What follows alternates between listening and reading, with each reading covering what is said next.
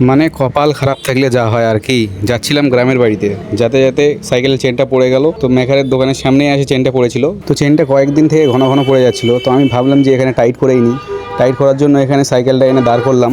একটু পরে টায়ারটা হয়ে গেল বাস। তো বাসটা হয়ে যাওয়ার পরে চাকাটা খোলা হলো। খোলার পর বলছে যে এই টিউবটা আর চলবে না। তো যাই হোক, তারপর এই টায়ারটা সেলাই করছে, সেলাই করে একটা নতুন টিউব লাগাই দিবে এখানেই। তো একটা কথা হচ্ছে যে আল্লাহ যা করে ভালোর জন্য করে। চেনটা যদি এই দোকানের সামনে না পড়তো, একটু এগিয়ে যেতাম, তারপর যদি টায়ারটা ফেটে যেত, তাহলে কিন্তু আমাকে আবার ঘুরে আসতে হতো। তো আল্লাহ যা করে ভালোর জন্যই করে। তো টায়ারটা সেলাই করে একটা নতুন টিউব এনে সেট করছে। আর আসরের নামাজটা গ্রামের বাড়িতে গিয়ে পড়বো ভেবেছিলাম, তাই একটু বাড়ি থেকে আগেই বেরিয়েছিলাম যে গ্রামের বাড়িতে গিয়ে নামাজ পড়বো। তো আল্লাহর উত্তম পরিকল্পনায় আমাকে এখানেই পড়তে হলো নামাজটা। আর সাইকেলটা ঠিক করতে করতে এখানে আজানটা পড়ে গেল। তো ভাইয়ের সাইকেলটা নিয়ে চলে গেলাম পাশের গ্রামে নামাজ পড়তে।